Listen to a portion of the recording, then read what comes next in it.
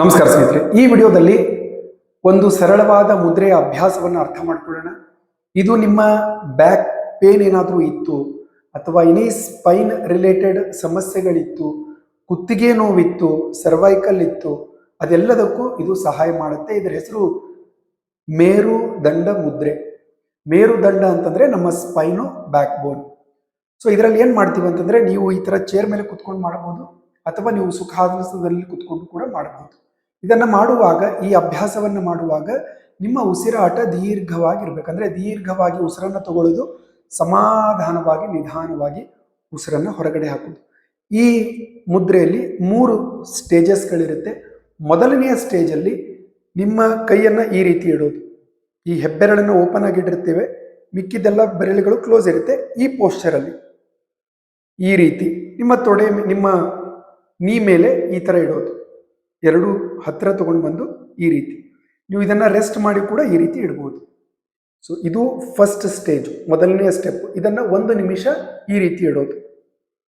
ಇದನ್ನ ಇಟ್ಟಾಗ ದೀರ್ಘವಾಗಿ ಉಸಿರನ್ನು ತಗೊಳ್ಳೋದು, ಸಮಾಧಾನವಾಗಿ ಉಸಿರನ್ನು ಹೊರಗಡೆ ಹಾಕೋದು. ಇದು ಮೊದಲನೆಯ ಸ್ಟೆಪ್. ಇದಾದ ಮೇಲೆ ನೆಕ್ಸ್ಟ್ ಮತ್ತೆ 1 ನಿಮಿಷ ಈ ರೀತಿ ಮಾಡೋದು. ನಿಮಗೆ ಈ ತರ ಹಿಡ್ಕೊಳ್ಳೋಕೆ ಕಂಫರ್ಟೇಬಲ್ ಇಲ್ಲ ಅಂತಂದ್ರೆ ನೀವು ಆರಾಮಾಗಿ ಈ ತರ ಇಟ್ಟು ಕೂಡ ಅಭ್ಯಾಸ ಮಾಡಬಹುದು. ದೀರ್ಘವಾಗಿ ಉಸಿರನ್ನ ತಗೊಳ್ಳೋದು, ಸಮಾಧಾನವಾಗಿ ಉಸಿರನ್ನು ಹೊರಗಡೆ ಹಾಕೋದು. ಇದು 2ನೇ ಸ್ಟೆಪ್.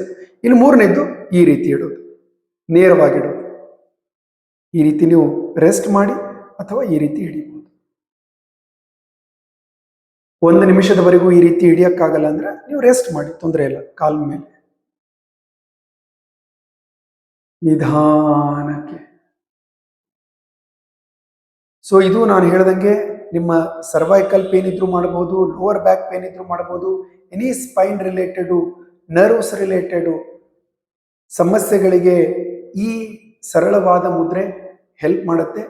ಇದನ್ನ ಪ್ರತಿನಿತ್ಯ 1 ಸಲ ಅಭ್ಯಾಸವನ್ನ ಮಾಡಿ, ಸಾಧ್ಯವಾದಷ್ಟು ಖಾಲಿ ಹೊಟ್ಟೆಯಲ್ಲಿ ಇದರ ಅಭ್ಯಾಸವನ್ನು ರೂಢಿಸ್ಕೊಳ್ಳಿ. ಸೊ 3 ಸ್ಟೇಜಸ್ಗಳನ್ನು 1 ನಿಮಿಷದ ಅಂತೆ ಮಾಡೋದು. ಇದು ಮೊದಲನೇ ಸ್ಟೆಪ್ಪು, ಇದು 2ನೇ ಸ್ಟೆಪ್ಪು, ಇದು 3ನೇ ಸ್ಟೆಪ್. ಸೊ ವಿಡಿಯೋ ಇಷ್ಟ ಆದರೆ ಎಲ್ಲರ ಜೊತೆ ಶೇರ್ ಮಾಡಿ.